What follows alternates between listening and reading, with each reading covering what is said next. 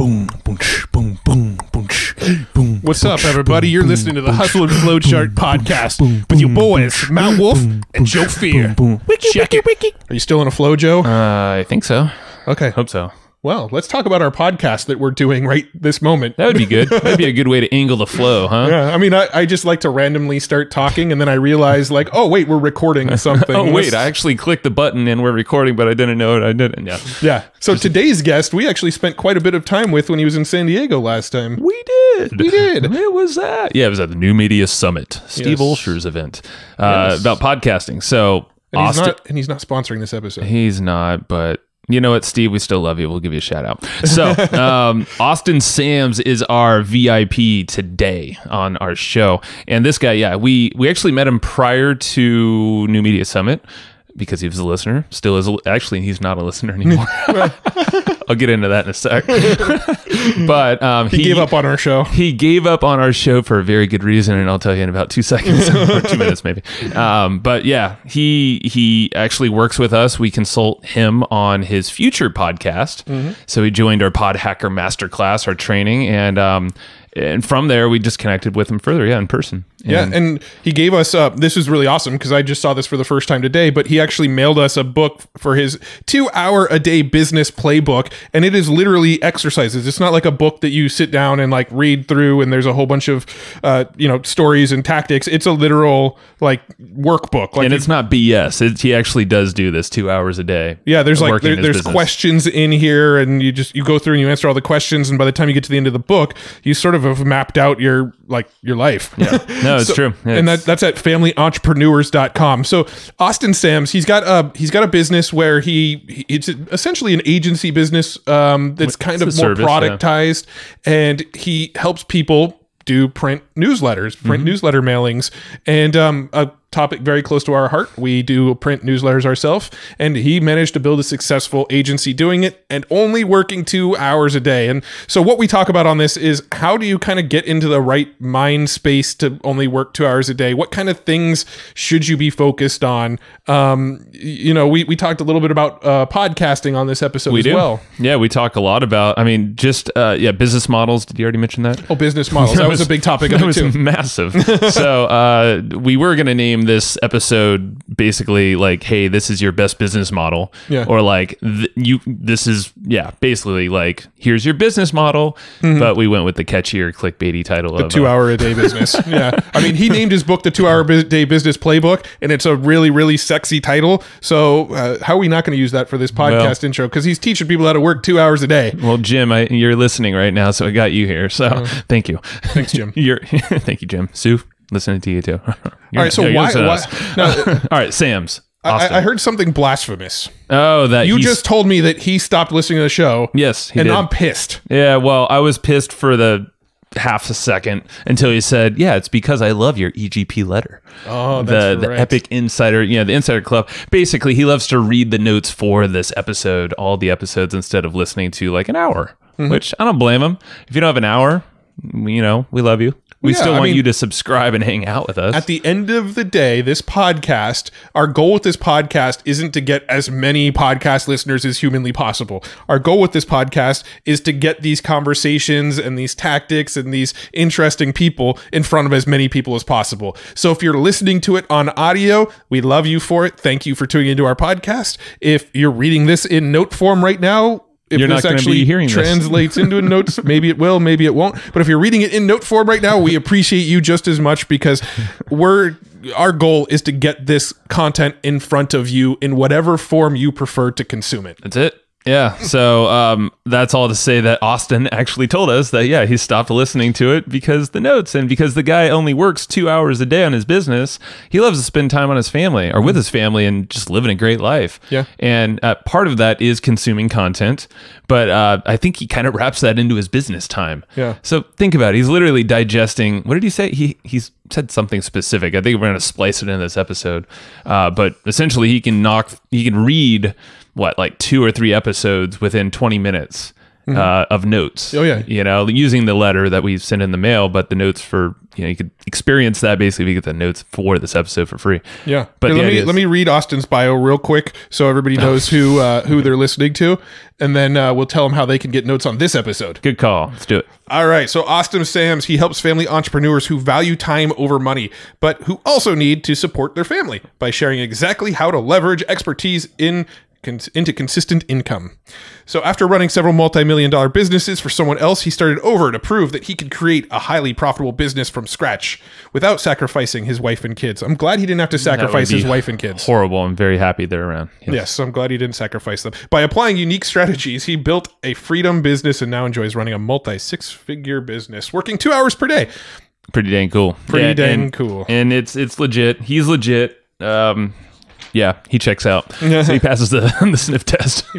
Why were you sniffing him? I wasn't. We were at a brewery and it was, no, we weren't. We were just drinking beer. It's the end of the day. We record these, if you don't know by now, you're probably tuning into your first podcast episode from us, but we record these intros at the end of the day and we're usually delirious and don't know what we're talking about anymore. It's a rare day we record one podcast and that day we have an intro that sounds nothing like these. Yeah. Because we actually sound like we're on it. But all right, so Austin's going to be with us in a sec, but just know that you can get the notes for this episode for absolute free dizzle.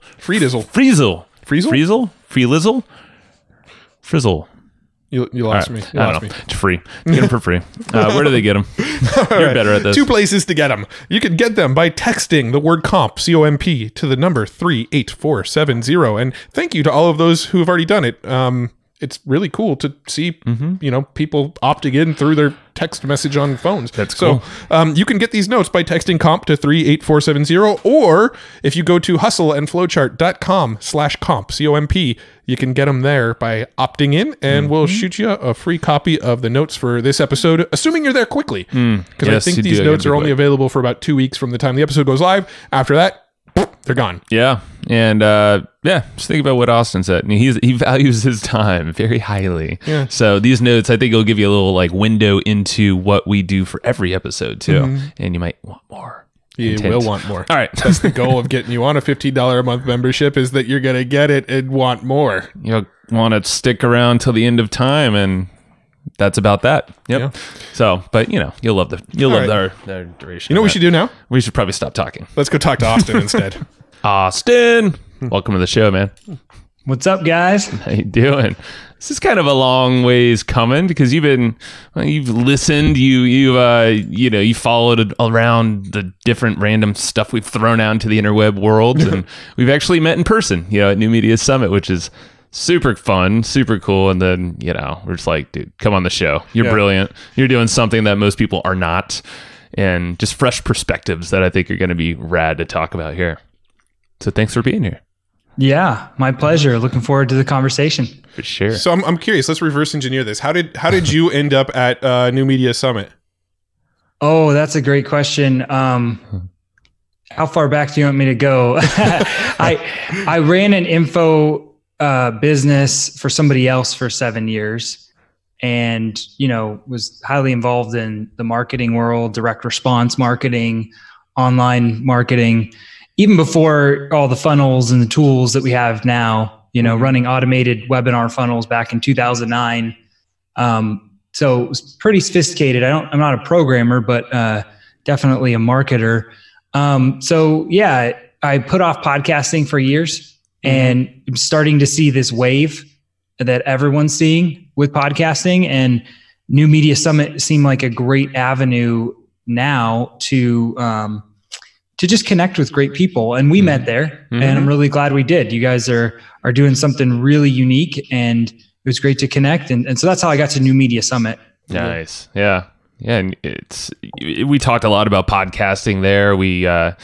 There's so many different cool things. I know you have one in the works sometime coming soon. What's that going to be called? Yeah, it's Family Entrepreneurs. So it's all about how to have more free time and be a successful entrepreneur, how you blend those, not just balance. Right. And some strategies. I'm a strategy guy, and so I'm all about actionable, tips to do that instead of just talking about, we need to have more time, but how do you actually do that? For sure. Yeah, and just through the dinners that we had together with the groups and all that stuff, it was like you were that common dude that there's always like someone at like a conference that you connect with, or like a couple of people that you just gravitate to, and that was pretty much us, with you during New Media Summit. It was just because it was like we would learn so much, obviously related on a ton of things. Yeah. But it was just constant fascination, like you with your processes and your thinking, and that's where we're like, okay, cool, let's make it official and actually record it, because we definitely should have earlier. I think we went to dinner each night together of New Media Summit, like each of the nights, like it was like the three of us and we would grab somebody else to come with us. That's what it was. Right. That's what I remember. Yeah, it was like, why didn't we just record that conversation we just had and let other people listen? Right. So here we are. So let's kick it off. That's it. Well, sure. let's your background is interesting, so let's go there, because I think it sets the stage for your business model, your lifestyle, and how you run everything, your business as a whole in life. So I don't want to keep it super broad, but where did y'all start, and like what kicked off this whole journey for you? Yeah, so I did entrepreneurship as a major in college here in Arizona, which actually was a bad thing. Sort of. I mean, it helped me understand how to assess a business from a very analytical standpoint, but it didn't teach me any real world skills about how to get out there and sell and get customers and clients and do marketing. All the marketing that I learned in college was focused on corporate advertising when you have a huge budget. So I have a degree in entrepreneurship and also in marketing. But I've had to unlearn, I tell people, unlearn a lot of the things that they taught me because it didn't apply. So I actually took a job at a corporate company right out of college, and just to buy an engagement ring for my now wife.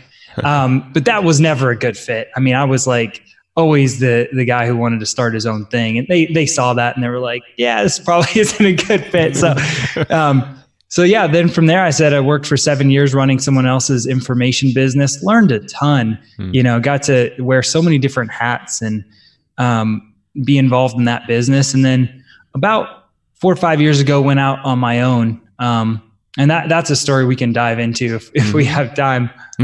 We will, I hope, because I think it's fascinating. When I remember that's what really triggered my fascination with how you run your business, is the business you were running for 7 years, like you said, for someone else. And that it seems like that left the biggest impact, but also perspective shifts for you. Well, I think there's a lot of people who listen to this show that are probably listening while commuting to their job, sort of game planning the day that they're going to leave and go out on their own. So I do think hearing the decision-making process and the struggles that come along with finally taking that leap and going out on your own, I think that's really important to talk about. Yep. I mean, Joe and I have both talked about it. It was probably some of the scariest days of our entire lives when we decided to make that leap and go, okay, I'm on my own now. So I do think it's something that we should get into. Yeah, definitely. Yes. I think just to piggyback off that, like a lot of people hear my journey in the last 4 or 5 years and they think I'm really brave. So I quit my job 4 years ago, 1 month before my first child was born, and lived off my savings for a year to kind of bootstrap my current company. But I also worked for way too long for the employer. I mean, I got a lot of experience, as I said, but I had a lot of freedom to test things to a point. But then it just came to a thing where my creativity just wouldn't, it wouldn't be possible to change that person's business to what I wanted it to be. Cause I'm always creating and testing things, and I just ran into some roadblocks. So yeah, I waited a while, but then once I knew. And so that, I don't know, any advice I would give to people is like, don't live another day or another week thinking it's going to be better someday. I mean, by all means, if you have a good job and you're making money, what I tell people to do is bank as much money in your own startup fund as possible and self-invest in your own business, because you don't want to dilute your ownership and give away part of your company. You want to be 100% is my take on it. But so yeah, use your job for now, but as soon as you're just like, I got enough, just go for it. Anyway, we can talk more about the strategies I use to actually go for it. Yeah, that's where I was curious is like, well, Yeah, I mean, I think it's only fitting to do that now. Did you have like a game plan, like a target in mind when you were working for 7 years for that other guy's company? Well, I thought I was going to be a part owner, and that was kind of changed. And so that was the nature of me leaving. So it was interesting. I said I hit some roadblocks there. Is I was trying to change different aspects of the business there. And it was like an existing business that had been around for a while. And I did change parts of it. We had an information product company that we transformed into more of a software as a service company. Mm-hmm. So we were selling, at one point we were shipping CDs just of information and marketing tools. And then I changed it to an online membership website with access. But we also added some other software tools, and we, changed that whole business model into more of the SaaS model that most of your listeners are familiar with. But there was other things I was trying to change, and those were just kind of like, I wasn't the owner, so I didn't get the decision making. So when I went out on my own, I said, how am I going to provide for my family? Mm-hmm. Number one, but how am I going to do it in a way where I'm going to have a life once I get an income stream? I was always aware of that, and it really came down to the business model. Mm-hmm. People talk to me a lot from the strategy side, and they're like, what's the most important thing? Is it this traffic source? Is it this price point? Or is it this copywriting technique? And I'm like, at the end of the day, it's the business model, because even from the start, you don't exactly know what business model is going to work, by the way. So you need to test and optimize. Mm-hmm. So I'm pretty clear with people on that, but you need to have some thought with it. Because if you end up being successful, you could be a victim of your success and make a lot of money, but not have time. Or you could not make a lot of money, but, still be working at it. So I'm really keen on telling people to really think strategically about their business model. Yeah. And that leads in obviously to the big topic that we wanted to chat with you about, because that, I think, like you said, it starts with the business model, and that extends to your life and family life and whatnot. But it's crazy that you had that perspective too. And I guess it's a blessing that you worked there for so long. You saw, I don't know what the culture was like there. Were you guys working a lot, like all the time? Yeah. I mean, I got paid the salary of 3 people because I did, the job of at least 3 people. And some of that was smart automation and technology, right? Like hustle and flowchart, baby. Yeah, man. You gotta systemize, and I automated the guy's whole business. We took it from, offline follow-up, to online sequences, like I said, back in 2009. So it was a journey to get there, but, it was a lot of marketing systems. So that's really what I took away from that experience, was you can systemize a business to fit your lifestyle better. Yeah. Yeah. Cool. I mean, it's huge perspective. So you were in this job for 7 years, and then you quit. And so you've got your business model now. Why don't we talk about what your business model now is, and then maybe you could fill in some of the gaps about, like, here's some of the iterations that didn't work, because you said that you kind of didn't land on the perfect business model from day one, I'm assuming, based on what you've already told us. So what is the business model today, and then what are some of the the hurdles that you climbed over getting to it? Yeah, let me do it in reverse order, because I think it actually be more clear. So let me talk about a couple of the failures, because it was important. I wasn't in a position to fail at the other company, because the previous owner didn't allow me the flexibility to just try something. He didn't want the company to go under, but I wouldn't try anything that risky. So when I went out on my own, I needed to provide for my family, but I said, let me give myself a year to just test different things. And I sold things online. I did the whole e-commerce thing, both Amazon fulfillment, and off of Amazon. And it was okay. And I learned some things, and I did other, consulting projects. But what I landed on was to bring money in quickly. I just did consulting. I did marketing consulting for a different industry that was somewhat related. I think a service is a lot easier to sell. So if you want a quick win, if you want a quick business model strategy, sell consulting, figure out what write it down, write out the wins you've had in your career, whether it's 5 years, 10 years, 25 years, and see who that experience and expertise who could be valuable to, and just go contact them. You don't even need to run any advertising campaigns. I just started contacting people in my local area, like all the way from mostly email and direct mail. But I would make some personal visits and, and just say hi. And I was just trying to make it work. So consulting was the first business model that really got an income. So were you going and essentially offering advice and telling them what to do, or were you actually getting into their business and helping them build stuff?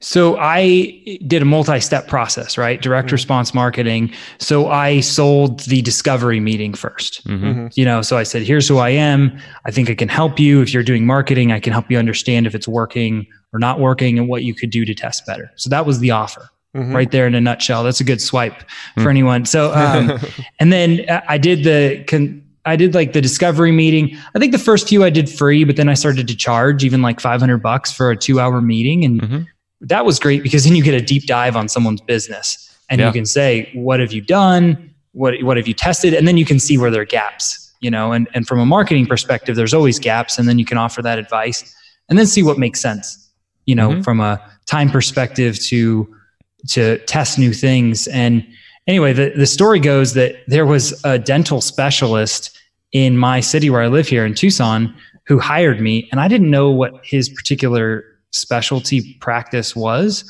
but he basically paid me to learn and track what his other marketing people that he had hired did.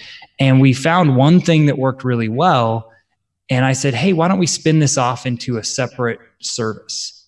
And instead of me being a consultant for you, let me be, a service provider. Because what I didn't love about consulting as a business model is some of my consulting clients weren't where I live. They would require me to travel. The schedule was always their schedule when they wanted to meet, when they didn't have obligations. And oftentimes that was in inconvenient times for my family. So even though I needed an income, I was always like, I'm going to do this around my schedule. And I set that boundary early. And part of that was when the one thing we tested worked really well and we spun it off into a service, then I was like, I'm going to make this what I want it to be, and I was very intentional about that. And I've got some things I'm teaching people now of what I've done, but it's a customized service, but you can't customize everything with the marketing that I produce for people. And I think that's a big mistake for anyone selling marketing services or just services in general. Like the scope of what people offer from a consulting or service provider basis is often way too broad. And it ends up where people hate their life because they're, like I said, they're working too much or not making enough money and the business model doesn't serve them.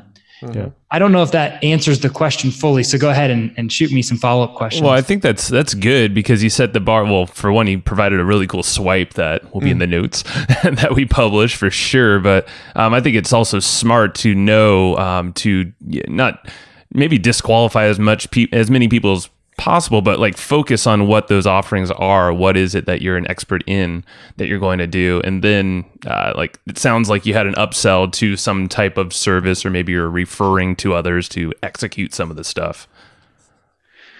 Well, I mean, sort of. It was kind of fuzzy in the beginning when I was doing consulting. I was just trying to figure out this person's industry. I had a lot of skills in marketing, but not in their industry. And so that's not always the case. If anyone's listening to this as a marketing consultant, they could probably target people in their same industry. I just wanted to try something different than I had done before. And so that was that. So I do think one of the big key takeaways from what you've just been saying, though, is really the simplicity of the outreach that you did. I mean, I think so many entrepreneurs, so many consultants, so many info product sellers get hung up on tactics and automations, and I've got to have this 7-day follow-up sequence, and I got to drive them into it with a Facebook ad and opt them in, and then I need exit pops and blah blah blah blah blah. You're just like, no, screw that. Find your ideal audience and just email them and see if what you have resonates with them. I call it the go to them strategy. I like that. Trademark. No, just it's funny how and I have all this experience on doing automated funnels, and I'm like, no, let's keep this simple. I actually think that's the biggest thing I see now is there are so many tools and it's so easy that everyone's enamored with this sort of like 30-step multi-sequence follow-up funnel. And it's like, no, like my current business and the one I've, bootstrapped the last 3 years, it runs off of like a 2, maybe 3-step funnel. Like I have a single landing page that people go and they watch a video before they even opt in. And then I didn't have this at first, by the way, but like once I started selling this as a service to other people in different states, I just sent them cold emails, direct mail letters to direct them to a 1-page landing page. I have a 30 to 45 minute video explaining who I am and what I do. And then I've got a link to schedule a call. And then I get on the call and I pre-qualify them. Is this a good fit call? I explain my fees and they either want to do it or not. It's pretty clear. So that's my funnel. And this is coming from a guy who can build the 30-step sequence funnels with automated webinars. And I'm like, yeah, you don't need it. Well, it's so smart too, because if it works at that basic level, that like, let's just reach out and see if people want it, then the likelihood that it's going to work by adding in automation just makes your life easier, but you got to prove the concept first. You got to prove that people actually want what you're offering. And I do think a lot of people get caught up in this trap of, here's what I'm fascinated with right now, so I'm going to go out and sell this, and I'm going to try to sell them on why they need this, as opposed to looking at what other people's problems are and saying, I've got a solution for them. I'm going to reach out and put that solution in front of them. I think people handle marketing backwards in that sense. They like, you get what I'm saying. We all know what I'm saying. But like, people will go out and they will create a product and then try to force people to buy that product by saying, here's why you want this, and trying to sell them on why they should want this. Where you're just going out and saying, okay, I've got this skill set. I know how to fix these things. Let me go find people that have these problems and offer to fix them for them. Yep. That's it.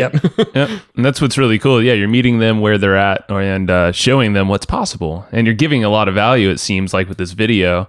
So I'm sure you're not just pumping your chest, here's what I'm going to do for you, but here's some, maybe you're educating throughout that entire video. It's very similar to how we're doing it with just chatting about podcast consulting. And you get the best people. I feel like you disqualify the folks that you don't want to work with because they're taking the time with you and committing to a call and whatnot. And then on the back end, it sounds like, and we kind of know, but you have this amazing systemized process that appears to be, like a service, but it's actually a product.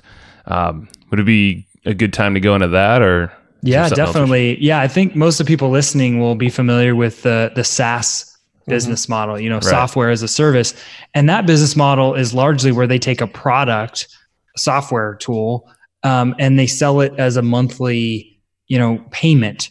And they try to bundle in other things to justify that, like whether it's support at different levels, or the big thing is now they make it web-based and they have ongoing updates, right? Instead of, it used to be where you buy the software in an actual box at a store and you put in a CD, but then now they have digital downloads and web-based, like we just said. And it was great for the software companies because they were able to create a recurring revenue stream, which I'm all about. From a business model standpoint, there's nothing better than recurring revenue, but how what you provide for that recurring revenue can be different flavors. And so I looked at the SaaS industry, and like I said, I'd taken a publishing company that I worked for before, and kind of transitioned it more into a SaaS company.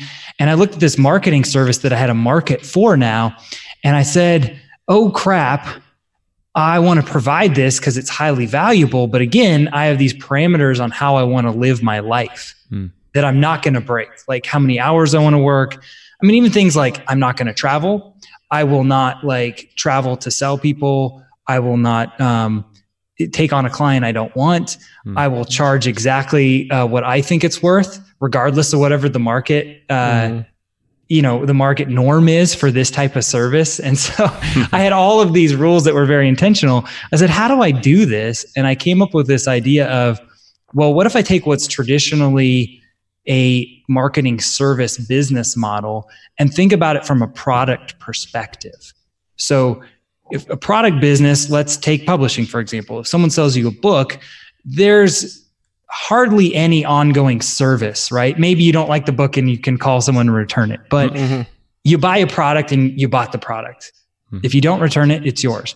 So I was intentional about how do I make a service as much a product business as possible and charge a monthly recurring, not a retainer, but a monthly recurring fee for the service I was providing. That was important to me. I wanted consistent income. I've now got 2 kids, but I just had, the one baby at that point, and my wife quit her job too. So I needed some consistent income, but I didn't want this service business to run my life. So to catch people up to speed with my thought process, didn't like consulting, moved to marketing services. Marketing services has its limitations, because if you sell custom marketing services, you can charge a lot, but people want to change everything. And every project is brand new. And so I said, forget that.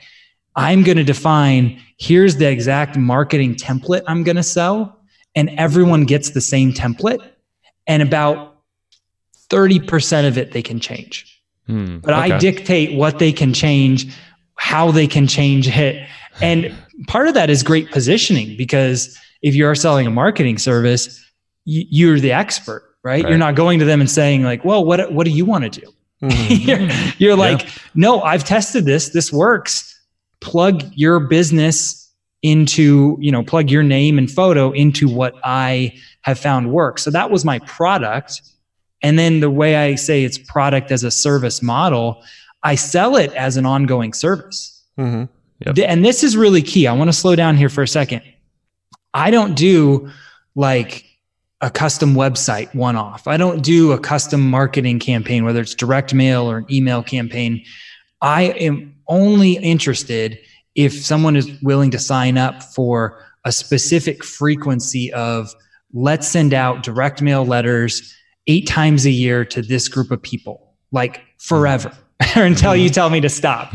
And that's really key. I talk to a lot of people who are like, man, I'm constantly making these customizations and every project is different. And I'm like, yeah, because you didn't design it intentionally in the beginning. Sure, you're going to lose people that could be clients, but you're going to gain your life. And that's ultimately what you guys are hearing I'm all about. Like, it's not really about how much money you want to net. It's how you want to net a great life.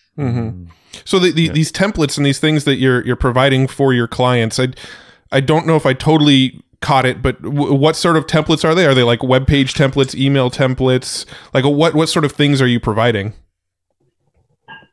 Yeah, I wanted to make this something that people wouldn't just take my specific business and think doesn't apply to them. So I'll share exactly what I do, but if you're thinking this doesn't apply to you, like, it does. You just got to be creative, right? So I sell a newsletter service at its very basic way to say it. And so, believe it or not, it's a direct mail newsletter. Who does that these days? I know, I know, right? From a dental specialist to another dentist to get a professional medical referral. So it's super niche, super highly specific. But the idea is that, hold on, where am I going with that? So I was asking about what sort of templates that you provide and that sort of thing. That's right. That's right. The templates. So it's a newsletter service. Okay. Oh, that's what I wanted to say. So another thing that I did that was very intentional, if you sell marketing services or even services in general, let's broaden this out. You never want to be the category that people want to put you in. So I'm selling a newsletter service. I don't call it a newsletter. I don't sell a newsletter service to my prospective clients and my actual clients. I sell a marketing system to provide a result that they want. Yeah, that makes sense. It just so happens that the vehicle to provide that result is a newsletter. And that is a huge mistake from positioning and charging what you're worth that a lot of people make. I'll give you one example. So there was a guy I was talking to who he's a photographer and videographer, and he does, high-end websites and visuals for independent resort owners. And he wanted to do an Instagram service. And I was like, dude, don't call it an Instagram service. Call it like the more bookings service, because that's what an independent resort wants. it doesn't matter that the way you get the more bookings is Instagram. Yeah. You can go into that later. So yeah, to answer your question, I sell a newsletter template that has the appearance that it's 100% customized. I mean, my clients, I'm not like pulling one over on them. I tell them, like you get the same template, but again, it's because I've tested it. I take that positioning on why I do it. Well, this is perfect. It's a new mechanism that you're showing them that they can't really find anywhere else. They can't really identify it even. They can't put a definition on it until they're talking to you deeper down into learning about the specific deliverables and what you offer. And then it separates you from any pricing. Like you were saying earlier, you're nowhere near others. They can't compare it. Yeah. Yeah, and I mean, there's some good angling there. I almost think that the fact that you are sort of rigid with the templates of like, you can only change these elements, but don't touch these, that sort of rigidity to it can actually become a selling point. You can go to them and say, we've tested this stuff. This is what works. This is the most effective method. You screw with anything other than the 30% that I tell you to screw with, you're going to make it less effective. So just follow the process. I'm making it easier for you. Don't make it any harder, right? And that actually becomes a selling point that it is rigid. Yep. Yeah. That's why people buy, because I've tested it. And also because I make it easy for them, right? Because it is a service. They really like that aspect that it's done for them. Right. Or the done for you is what usually people call it, the done for you services. Done for you services are really easier to sell, right? People just want things done for them versus them learning about how they can do it. And we can go into that more. That's a whole other conversation about business models. I really think you should have both to maximize what you're doing, maximize your revenue. But there's limitations with that, right? Like how you want to operate your business model, your personalities. Yeah. And how you do that. So I don't know if you want to go down that tangent. That's totally exactly where we should go right now. You're so tapped into what we're doing, like literally so by the week almost, it feels like. And, what? Well, I was going to say what you were just saying, just like a moment ago, where you were talking about how you're not selling a newsletter service, you're selling a new system to add additional revenue to your business, or to generate new leads into your business. You're selling them a new system, and that's a realization around podcasting that we really only had maybe a month ago. Like, quite honestly, we've been trying to tell people, you need a podcast. Here's why. We're the guys to talk to for podcasting. Hammer this podcasting stuff in their face. And lately, the last month or so, the angle's completely shifted to like, we've got a mechanism where we work 1 day a month. We're making thousands of dollars a month off of this thing that we only put 1 day a month into. Do you want this for your business as well? And we stopped selling the podcast element of it, and we started selling this is a system that you work 1 day a month that can generate X amount of dollars for you, based on your efforts. But do you want access to this system? And that new angle of how we've sold it has just sort of skyrocketed the sales and also the interest in what we're offering. Yeah. And to what you were saying, Austin, about our personalities, this is where it gets interesting, because we're doing that new mechanism, new angle that is a lot more of a tangible result with a new way of going about it. But with personalities, we have pretty much kind of split the business a little bit, where we are offering more of the service side of things, but it's a service very influenced from you, and the fact that we have our own like pieces that we can arrange that we know work well, and there are things that we've done in the info space that's done with our own, and all we're doing is kind of arranging pieces, but customizing it within that 20 to 30%, like you said, even all the way down to initial roadmaps, or like, here's your strategy before maybe any other services can come. And it's exactly your model. It's what you're saying right here. Well, I mean, even one of the nights when we were at dinner, you probably saw me and Joe, even like we didn't like argue or fight or anything, but you saw a moment where him and I weren't seeing eye to eye on stuff, right? Because like I've always been very sort of info product system based. Let's just teach, let's just drive traffic to what we're teaching, and we can make as much money as we want doing that. And Joe's really always liked the agency, the consulting, the more hands-on personalization with people, and that's always something that I've sort of shied away with. And that's it's been a little bit of a point of contention in our business where we butted heads a little bit, right? But the thing that we realized lately is, well, if Joe's personality enjoys that and my personality enjoys this, why don't we just do them both? And Joe focuses on that and I focus on that. So And they're fused together because they're all the same thing. They're just different modalities with different intentions too. And they all, everything blends like a hybrid. So it's cool that you pointed that out. And I know, Austin, you're just nodding. You're like, yep, I saw all that. Yeah, I saw that. So we wanted to set that up a little bit, since we're going to start talking about personality traits and the ideal business model based on personality traits and things like that. So we kind of set you up with our personality traits and what we do and don't enjoy. That's right. But let's go ahead and dive in, and let's get your thoughts on it. Yeah, I mean, just in terms of personality traits, like going down to the basic thing, are you an introvert or an extrovert? Mm-hmm. Do you get energy from talking to people, or is it fun, but it maybe drains you? Mm-hmm. Indicating you're an introvert. If you have a service-based business, you're going to have to talk to more people.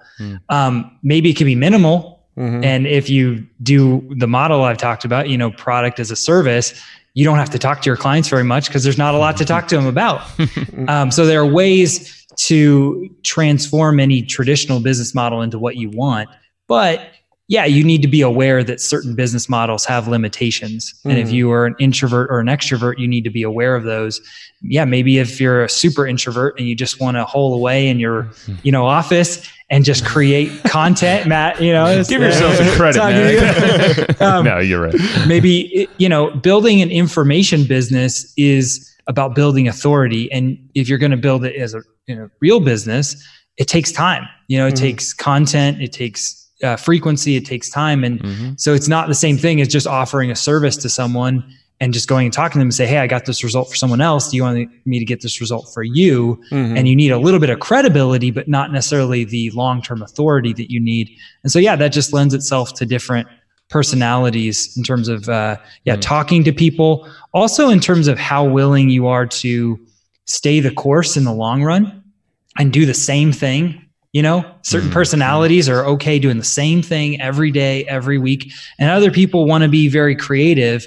And actually, this is good that I brought this up at this point, because a lot of people hear my product as a service model and they're like, oh, but I want to do the custom work, like I'm a marketing person and that's my personality, to just do the custom work. And I'm like, that's fine, but you're not going to have a life. And if you want to spend more time with your family, which I'm all about, like your clients are going to drive your business and you're going to go crazy instead of, and maybe you like crazy, that's fine. But I like to be creative in other ways, right? Yeah. So like I like to write different things and, do my own podcast. But from a money-making standpoint, I'm like, no, I'm going to just decide what I want that will fit my personality. So like I said, I don't travel, I don't talk to people more than, minimally, mostly through email, and set it up around your personality.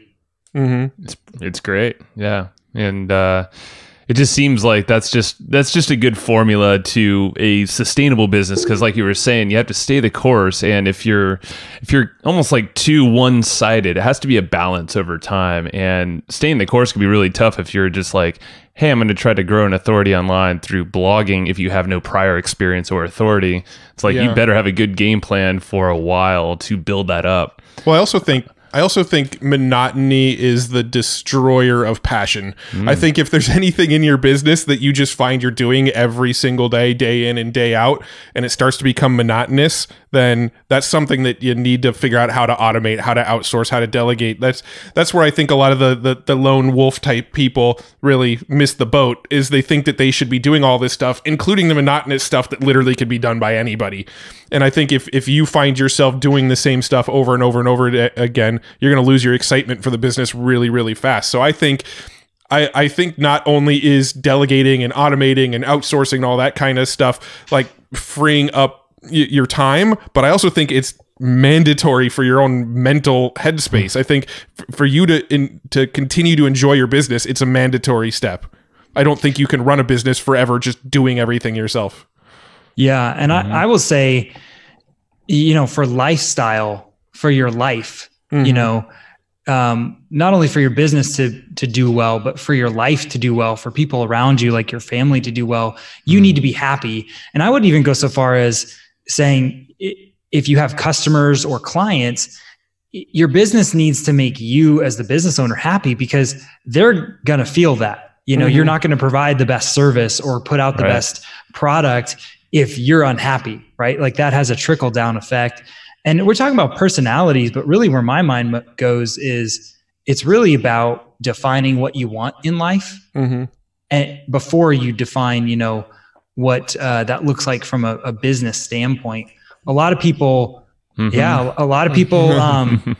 come at this from a personal development, standpoint, and they will say things like, well, what do you want? Right. You probably have heard that before.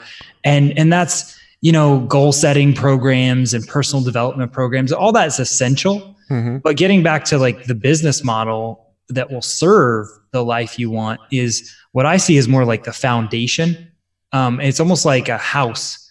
I've been thinking about this analogy where, if the foundation is under a house, it's the cement slab, and then the personal development that's essential for the life you want to live is the frame.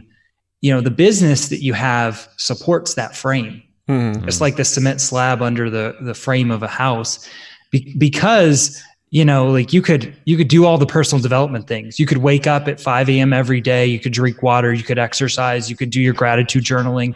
You could do your meditation. But then if you're beating your brain out because your business model is wrong, because you're not making enough money or you're working too much, it's not going to support any of the personal development things. And you're just going to have to keep, running the traditional analogy of a rat race. Yeah. So that's why I come down to define what you want in your life, and then see what business model would fit that. But then be creative about the business model. Mm-hmm. Be a little unreasonable. Mm-hmm. That even if you see examples about what other people are doing, you don't have to do exactly what they're doing. Mm-hmm. Or just what a coach tells you or a guru makes you think you should do.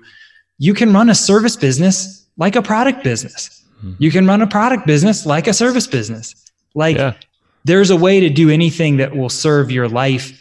And just to circle back, if it serves your life, it ends up serving your customers and clients better as well. So it's not just about putting yourself before them.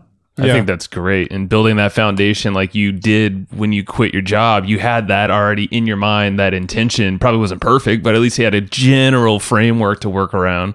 You're like, cool, no to these things, which are the most important. Yes to a few. And I like you said, I think people just approach things a lot just backwards in general. And, they're thinking offers, but it's really model, with your values and belief systems and all that wrapped under that. Yeah. And speaking into what you were just saying about, being more creative with the business models and, not trying to do like what you're seeing everybody else doing. And Joe and I were actually having that discussion literally yesterday on the phone about how the business models that we're doing for our business right now are working out pretty well for us. Where we've really struggled, where we've had the biggest issues with our business is when we've tried to, funnel hack others. Mm-hmm. There was like a phase where we were trying to sell our EGP letter like 3 years ago, and we saw Frank Kern had a newsletter coming out at the same time, and we saw the way he was marketing his newsletter through this like webinar process where you were going through these like handful of webinars, and by the end of it, you were sold on his newsletter, and we're like, that's the way to do it. Let's model that. We tried to model him, and it just completely bombed on us. It just did not work at all. Well, it actually even it wasn't us. Yeah. I think it kind of was. It just rubbed people differently than what we normally like. It was just a totally diversion from the way we sell and communicate. Yeah. And because we were modeling someone so damn close. And that's just one example. That's just one of many. Yeah. Of course. There's been so many times throughout our career where we're like, look what Russell Brunson's doing. He's crushing it with this campaign or whatever, right? Let's try to model that in our business. And anytime we've tried to model other people is when we've had the least amount of success. It's always been the times where we're like, what way are other people not even thinking about doing this? Let's turn a podcast into a physical newsletter somehow. How can we do that? Nobody else is doing that. It's like when we start thinking of like random things that other people haven't really been doing or we haven't seen other people do, that's when we start to see our successes. Mm-hmm. Yeah. Let me underscore this, and hopefully this doesn't get too philosophical, but I want to underscore this by saying like the most important decision for any entrepreneur, in my opinion, is multi-layered. So it's deciding what you want as an entrepreneur from your life first. Mm-hmm. But the next layer is like what we're talking about here, deciding that you are the only person that matters for the way you want to operate your business. Not some coach telling you how to do it, not some guru that you saw who was successful. Not some business partner. Yeah. I'm right here. Yeah. So that decision, like, do you believe that you could operate a different business model than anyone else and be successful? Like that's a decision about belief and a belief in yourself, because, Joe, you were saying like everyone's funnel, and they should be model. I don't beat people up. It's not their fault. Like, I think everyone today is like told, well, this is the way you do it. You just follow this plan. And I think you need to believe in yourself enough and have that decision to believe in yourself that you will figure it out. And then that leads to, the business model, deciding what business model you want. But that's sort of belief in yourself I think is really the most important decision that any of us entrepreneurs can make. Yeah, and unfortunately, and I'm definitely guilty of this, is skipping past that a lot of times and thinking, attaching maybe to one certain thing you might be, or that I might be going after in that moment, one goal, but then without here's what I actually want at a core foundational level. That's the core thing that should be extending everywhere we put our energy. And do you want to talk a little bit about this little thing right here we have on the video? The 2-hour-a-day business playbook. Because it kind of relates to this foundation, it seems like. Because this is the core. This is why we really resonated with you, I think, is because you have this belief system so damn strong that doesn't waver. It's literally in every piece of what you do. You've sent us your gratitude journals, which are amazing, and I appreciate that. And in this, your podcast, your business as your model, everything starts with this thing I'm holding that no one can see unless they're watching. I think speaking to that, I think one of the things that we resonate with you, and you just said a minute ago, I hope I don't get too philosophical with this, but I think that is why we resonate with you, is because we love depth. Yes, on this podcast, we talk a lot of tactics and we get a lot of people to share their tactics. That's a piece of the thing. But if our podcast was nothing but talking about tactics, we'd fall asleep and we'd get bored with it and we don't like it. What we really enjoy talking about is the depth. We love the philosophy behind it. We love the thinking behind it. We love the deeper psychological meanings and implications of things, right? And so I think that's why we resonated with you, is the exact conversations we've had to this point on this show is what we crave for our podcast. Yeah. That's right. Yeah. So great. So then like the belief thing, right, is just fear. The reason you copy that model from that guru is because you're afraid that you can't figure it out yourself. Just really plainly. And the other thing related to what Joe and Matt have in their hand that no one can see as they listen to this is I sent you guys the 2-hour-a-day business playbook. And so the other thing besides fear is ambiguity. So ambiguity, like not being clear on what you want. And so what I did is people kept asking me like, how are you able to work 2 hours a day in your business and make a multi-6-figure income?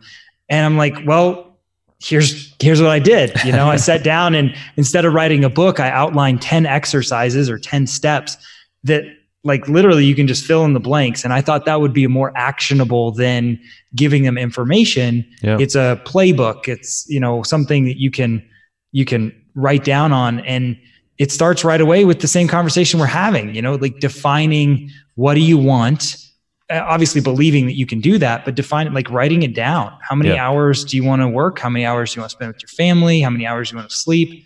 People hear this, but I don't think it's been brought together in a full spectrum way. And so what's cool about this playbook is I start there. I say, define what you want, but then I say, define what you want from your business.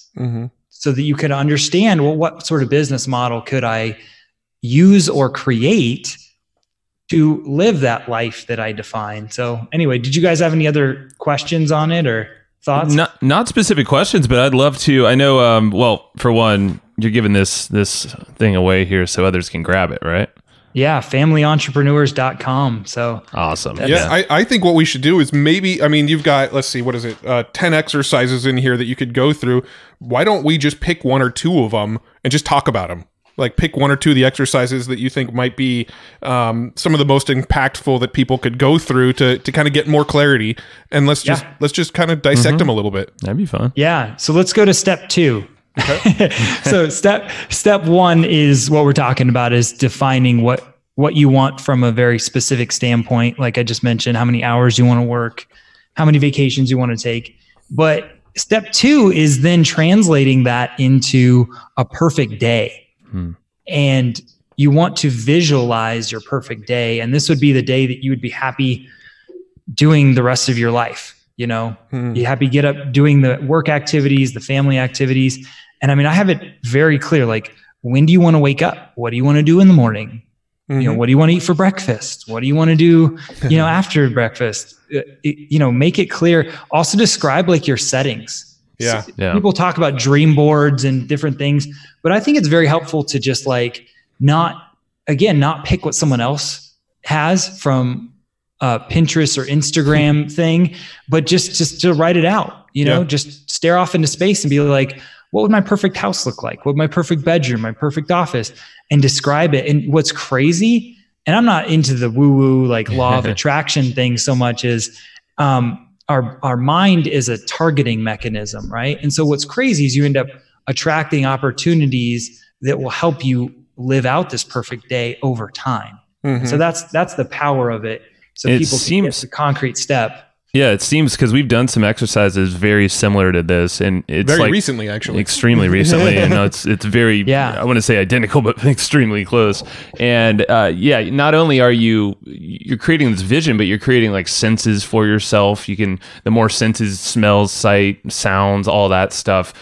You're just creating these nice visualizations. And at least for us, it seems like with that clarity, not only has our lives, I feel like we have more of a structure that fits us, you know, personally, but then with the business, because we've recently, like, just the opportunities have been abundant. And I think a lot of it extends from this podcast or stems from it.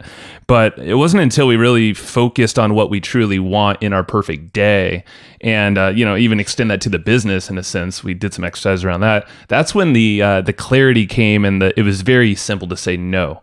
It was very the right opportunities came our way. Like you said, our minds were like tuned to maybe listen a little deeper to this person over here. Well, essentially, what you're building with this at least this exercise, and I'm sure most of these exercises, is you're kind of building a filter for yourself. You're building a filter for opportunities. When stuff comes your way, you go, well, does it pass my ideal day test? Does it pass my ideal business test? Does it pass, like, does it fit into the boundaries that I've set within myself? You're basically creating an operating system and a set of filters for you to pass decision-making through. Right. So there's 10 steps, and the first 4 walk you through that from a lifestyle standpoint.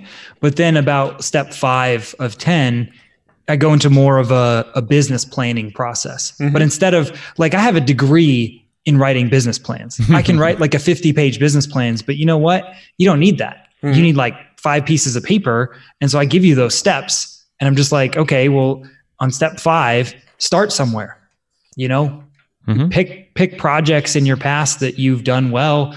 And don't just think about the literal project, but think about what you liked about them, or what made them successful because you have a unique attribute or skill that you brought to them.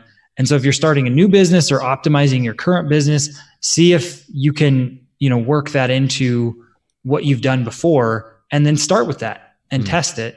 And then, the following steps, I go into more of the business plan. How do you attract an audience, and, you know, marketing attraction, right? And begin relationship with them. And then once you actually have customers, like, how do you serve them? And how do you systemize the business? Like, the reason I'm able to work 2 hours a day and make a multi-6-figure income, be around my family, is that I systemize the crap out of my business, and it's never ending in a good way. Yeah. I am always thinking about, you know, what do I not like doing? What should I not be doing? What could be different or better? And I'm always, you know, tweaking, both from an income, but also a time optimization standpoint. And I think a lot of people give outsourcing advice without an intentionality. They say, oh, just go hire someone in the Philippines, or just go hire an executive assistant. And you really need to think through, like, what you need outsourced and when it needs to happen. And so I've got just a short template there. And the last step is all about that. I think if we want to go deeper on any one, this would apply to you guys. How do you regularly check in to make sure you're optimizing your business and your life? And I've got some questions there. I can actually read these, and people can get the full guide. But so in terms of what is working, ask things like, how can I maximize this? Because everyone has things in their business and their life, but particularly their business, that are working and not working. And really, you shouldn't try to make everything equal. You should try to just maximize what's working. That's going to lead you to a 2-hour-a-day business versus trying to make everything mediocre and working the normal 60 plus hours that most entrepreneurs work. And then how can I spend more time on this? Even though you do want to save time, you need to spend time to maximize it. Who else needs to know about this? Oftentimes the way to maximize it isn't about creating a new thing. It's oftentimes just letting more people know about it. Talking to the right people, finding more of those folks, kind of like you did. Or even a similar market for whatever product or service you sell. So then on the not working side, like I mentioned, if it's not working, how can I eliminate this? There's things in my business that have not worked out. As intentional as I am, not everything works out. And I just kind of step back, and instead of being like, it is the way it is, I'm like, no, like this is not serving me and sometimes not serving my clients. How can I eliminate this or reduce it to where it's almost eliminated? Then the next question is really key. How can I make this simple? I would even say, how simple could this be? And that is a great question. We were talking about funnels. You can get way complicated, but how simple could you make it? You can always make a funnel more complicated. Oh yeah. But start simple, and if it works, it works. And then throw more traffic at it. And then, like I said, with outsourcing, who else could do this for me if something is not working? In terms of like just sucking up your time. So anyway, this check-in phase, well, let's just stick on this for a sec because it does apply. I think it applies to everyone because we live in a world, especially if you're listening to podcasts and in personal development, we're always trying to improve ourselves. But I think the consistency, if you don't stay with it or you don't check in on a schedule, then high likelihood you're going to jump to the next system and then restart from the start and probably not accomplish what you really intended to do. What's your process for checking in? Do you have a morning routine? I'm sure this is probably part of your perfect day. I know we were talking to a gal, Sue Rice, just now with Sarah Blakely's, when she was her upbringing, her dad was like, what did you fail at today? What was your mistakes? And that was a daily thing. That's a check-in more or less for her there. So what's your process around this? So you asking about what my morning routine is or my check-in frequency? What's the check-in routine more or less? Like how do you go about this consistently? It's a more complicated answer. I would suggest that people on a monthly or quarterly basis put a recurring reminder in their phone. I would say at least every quarter, I take a hard look at my business and see, is it serving my life? That's the broad question. But from hearing me talk, and us getting to know each other, I'm intentional about this stuff every single day to the point where I'm not suggesting that people fill out a check-in sheet every single day, but I think you should use a sheet like this every month or every quarter to alert your mind to look in your day-to-day business and life for, what's working and what's not working. And I will just see patterns, and be like, I don't really like this pattern of this type of client that I took on. Note to self, or I'll actually write it down. Like, if this person has this characteristics, I'm not going to take them on as a client because they're a time suck. Yep. That would be an example of how I would do that. I wish I had a more structured morning routine. I always experiment with different morning routines. Well, I just know, like some folks, some processes will be like, okay, check in and, reflect on maybe something you did yesterday or, list all, so there's routines for everything. There's a million things, but choose what works best, obviously. And that's what I love about everything you've approached is you keep it simple. It's not some long drawn out process. So I think if with simplicity and consistency, you can achieve some really great things. So are you working 2 hours a day every day, like consistently, or is 2 hours a day like I could work 2 hours a day if I want, but I actually enjoy what I do, so I put more into it? Like, Yeah, no, I'm literally working that. Let me tell you how that looks. So it's been a process to get there. Yeah. So I don't want anyone to think like this is not like you're going to immediately start a business, right? There's a lot of products and books out there that will teach you or tell you that can happen. That obviously is not true. Like you need to hustle and you need to flow chart. and I often say, you need to really grind on what can make the business get off the ground. And then you need to systemize, right? Like that's my language of saying it. But yeah, I've systemized it down. I have one executive assistant who works 10 hours a week and I work 10 hours a week. Mm-hmm. There are certain weeks where it might be more or less, but from like a monthly standpoint, averaging, 2 hours a day. And from like an advice standpoint, if someone's listening to this who is not a marketer, I think they could listen to the last hour and be like, well, that's great if you have a marketing business. But if you're any type of service provider, or gosh, even any type of entrepreneur, if you want to define how many hours you want to work in a given day, that is a great question to ask yourself. Like, how could I work 2 hours a day? So that's the intention behind this. Is I'm not saying that every business can work this immediately, or maybe even in general, like there's certain businesses like medical professionals where you have to see people. You might work more than 2 hours a day, but this is, big but.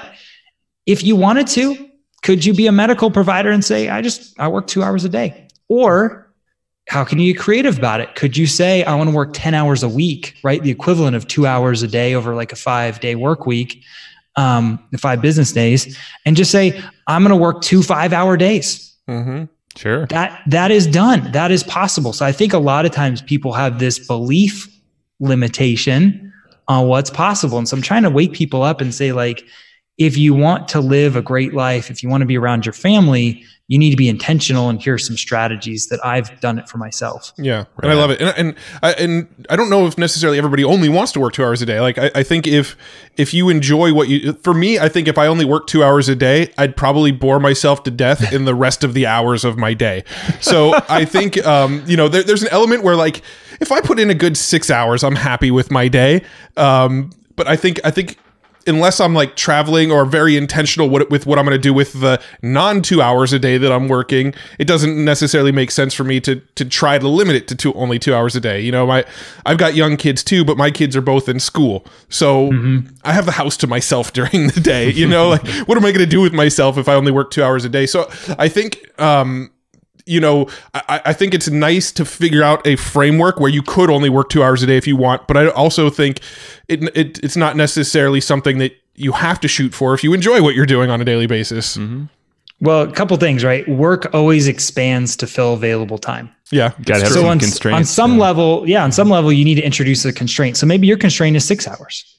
That's fine. At least you're being intentional versus ambiguous about it. Right. And you're saying, this is my intention. How can then that sets your mind, activates your mind to start thinking about how that could be done, how you could get everything done in 6 hours that you want to accomplish from a financial standpoint, from a life standpoint. So the other thing is just thinking about your question about like, what else do you want to do with the extra time? Right. So I spend a lot of time with my family. My kids are really young. They're not in school yet.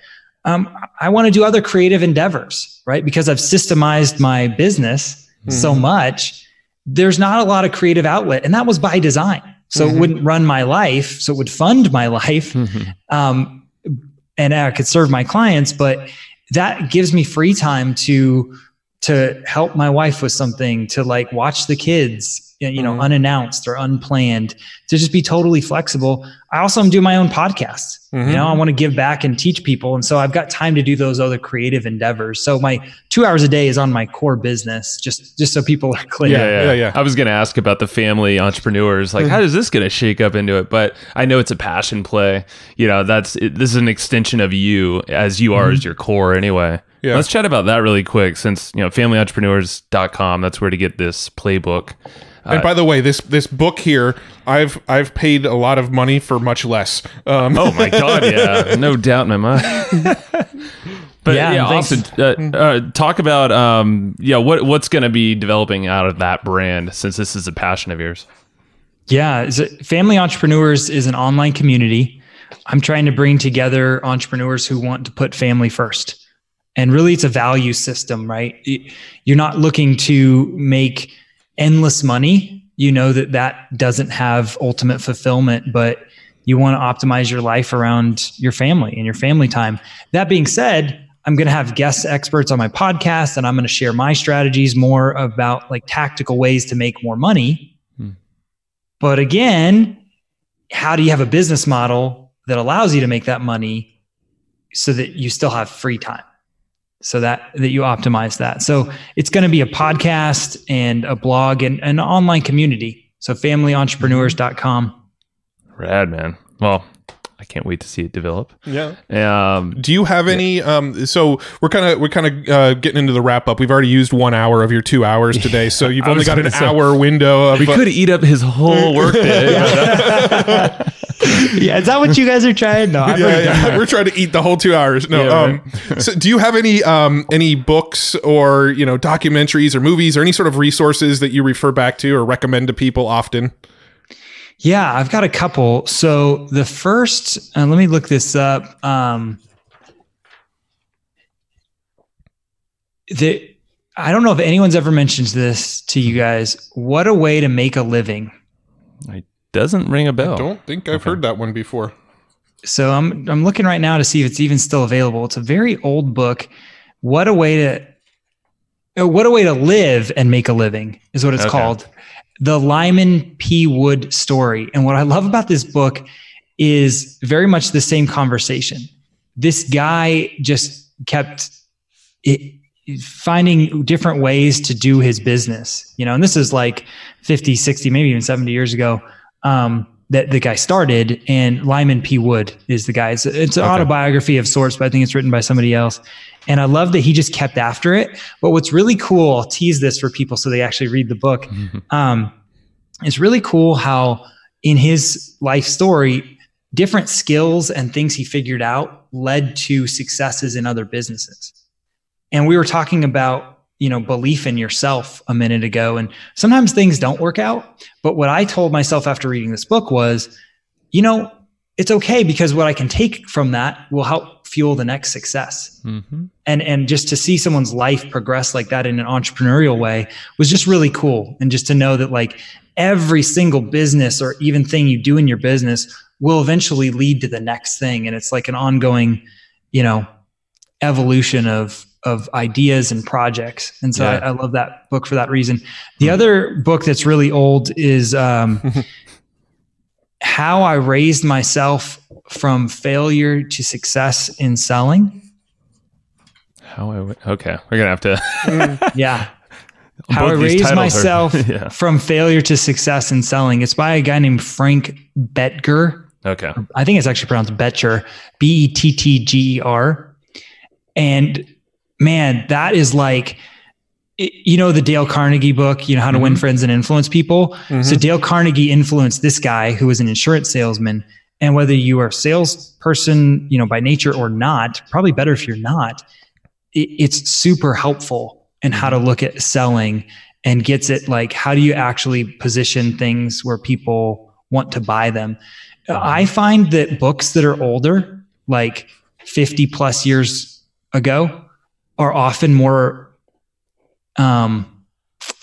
foundational and more just better information than what's out today.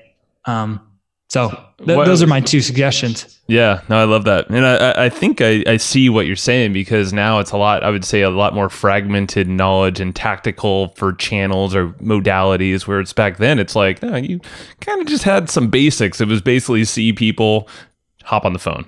Yeah. Well, the psychology behind what works in marketing hasn't changed. Just the mechanisms to get that message out there has changed dramatically.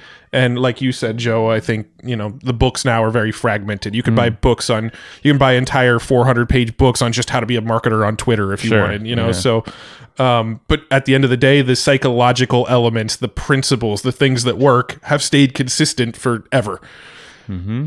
Awesome, man. Well, those are, I think, two books you just were showing off. Those are two books that have not been recommended yet on here. So thank you. We'll be grabbing them. Hopefully they're in print still. And, Austin. All right, man. So familyentrepreneurs.com, go there, and hopefully they'll hear about the podcast when that goes live, because I think that's going to be really cool. And we'll be on there soon too. Yeah. Are you inviting yourself onto his podcast? No, We're gonna make I've it fun. I've already invited Joe. I don't know if I said you, Matt, yet, but yeah, I want you guys both have a unique perspective, like we were talking about from a personality standpoint, different business models. I want to talk a lot about business models, as you can tell on that, so it can serve your family and recurring revenue, right? Like I'm an expert as well in membership, not just membership websites, but membership programs, but membership business models. How do you make recurring revenue? And you guys have great insights because you're good at doing that. How do you monetize a podcast to make recurring revenue? Well, when we do a round 2 with you on this podcast eventually, maybe we stick on that topic of recurring revenue, because that's a topic that we love talking about as well. And, you know, on the podcast thing, one of the things Joe and I have actually started doing is we used to go on everybody's podcast together. So you would be interviewing both of us and we'd both kind of take turns answering questions. And what we've realized is, like, we actually approach almost everything in business and in life from completely different perspectives. So like my opinion on one thing oftentimes is different than his opinion on something. So it actually didn't feel right both being on podcasts together because of that. It was like I would say something based on my belief system, which may not totally resonate with Joe, but Joe would just kind of nod because he didn't want to, like, you know, he didn't want to interject with his belief system and, you know, derail the conversation. So now we actually don't go on podcasts together. We separate it out. Thank God. Now I don't have to deal with talking over this guy. No, it's all working out. But yeah, hey, it's iterations, right? It's an evolution of what we've been doing. Hey, it's what you're talking about. You figure this stuff out as you go along. You don't know this stuff from day one. You learn this stuff only from years of trial and error. Yeah. I think that would be a good way to wrap up, because let's do that. Like, people hearing this are going to say, like, well, Austin's saying to be really intentional and not ambiguous, you know, really specific on how you want to set up your life and how you want to set up your business. But listen, like, the reality is you refine it over time. So what I'm just encouraging people to do is have some definition of what an ideal life looks like in an ideal business, so that when you actually get successful, you know, like, what it looks like, you know, you've arrived. Because what happens to a lot of entrepreneurs is they just keep grinding. They keep grinding. Their family suffers. They just keep making more money. They never defined up front what was enough money for them, what was the lifestyle they wanted to live. But yeah, it's an evolution of iterating in that process. And yeah, I think, like, as a parting thought, I would just tell people that every business model has its pluses and minuses. And so you just need to kind of say, okay, I'll try this, but then check in. You know, that 10th step in my playbook, like, continue to check in. That's really critical and important.